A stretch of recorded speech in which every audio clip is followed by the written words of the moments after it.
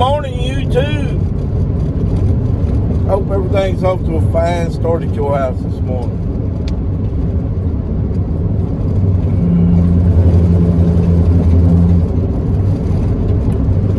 Sky is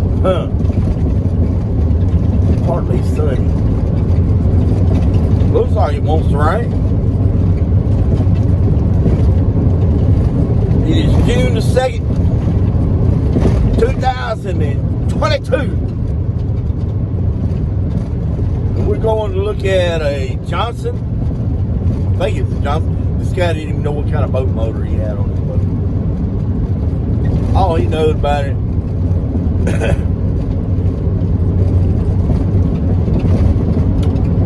is even after you got it warmed up out on the lake.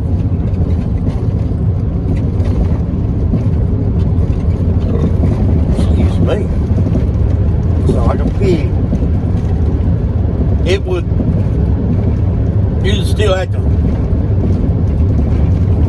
It wouldn't just crank right up whenever you got out on the lake.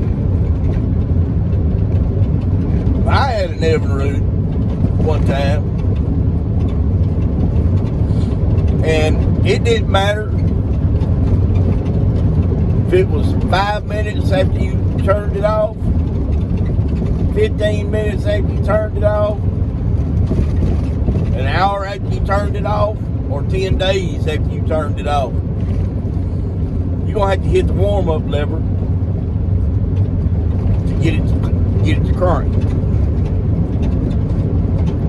That was just the way it was. Every engine develops its own characteristics. From your lawnmower to your... In 2 miles, keep right onto FM 355. Everything. I mean, it's got a certain way, a certain place it likes to crank. And mostly it's due to how they were set up from the factory and how the technician at the dealership, whatever way they set them up.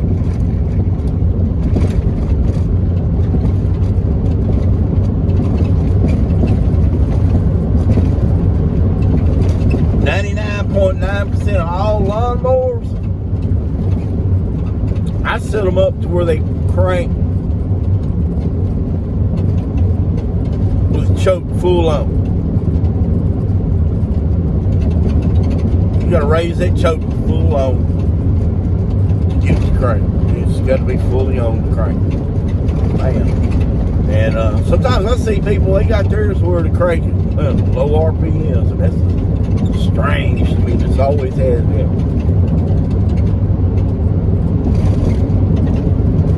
I'll crank it full on choke.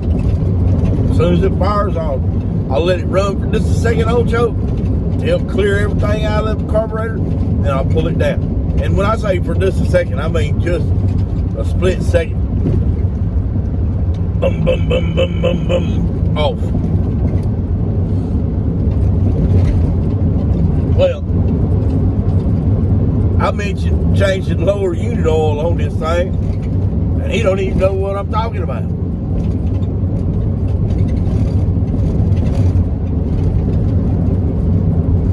Pour 2-stroke oil in it, gasoline in it, go. Keep right onto FM 355. People, I urge you to learn as much about your little engines as you can. Not to work on it. No, Lord, no, don't work on it. But just learn as much about it as you can. In 8.5 miles, take a sharp left turn onto FM 356. Whenever your mechanic starts telling you a little bit of something about it, you know that he's not lying to you.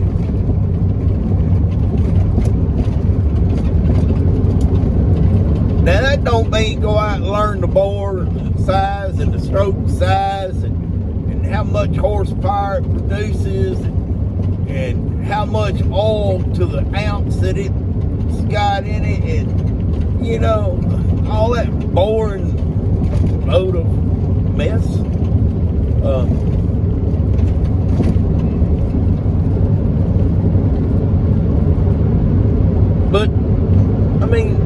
enough about it that you know what needs to be done to it once a year. And why do you change your lower unit oil once a year during the fall? Number one, it needs to be changed once a year. Why in the fall? Because fall is just before winter. Okay? Sometimes bearings get a little loose, seals get a little bit loose fitting, and they allow water to pass through. If this happens on your lower unit, where's it running? Where's it sitting? The lower unit's sitting in the water. It's leaking water into the engine. Excuse me, not into the engine, into the lower unit, into the foot of your engine. Okay? That little bit of water, if it's a half a cup, if it freezes, will become a cup full of ice. Ice is one of the most powerful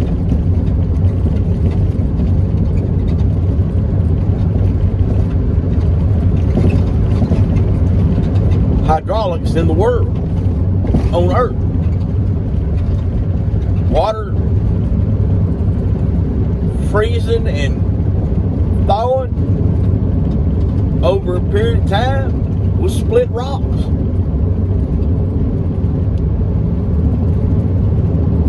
So I'm definitely 100% sure that it will split aluminum. I've seen it on more than one occasion.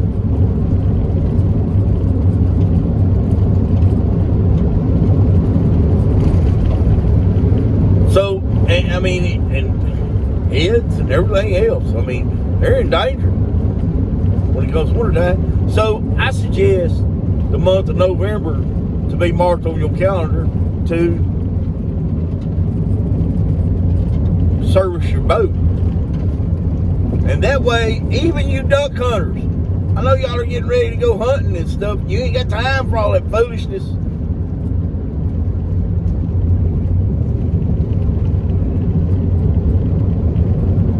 But if you go ahead and change your lower unit oil in November,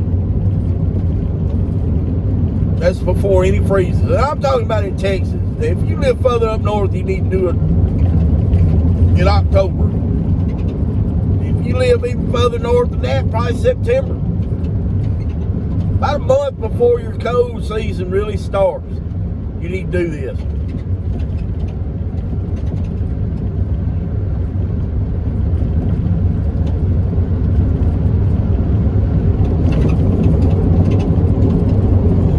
And the reason, I mean, you want to make sure it ain't got no water in there. And if you do have a seal that's out,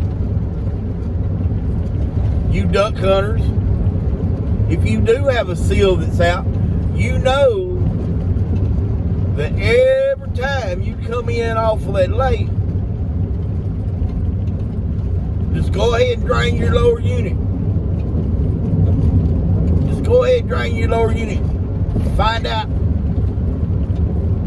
I mean, if you ain't got time, take it to a shop, drain the lower unit every time you come in off the lake.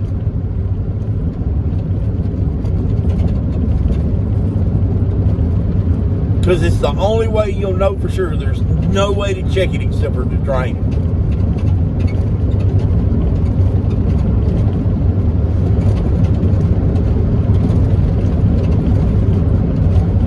Well, fellas, that's what I'm doing today. If this video helps you any at all, reach up there and hit the like button, subscribe to this channel, and comment down below.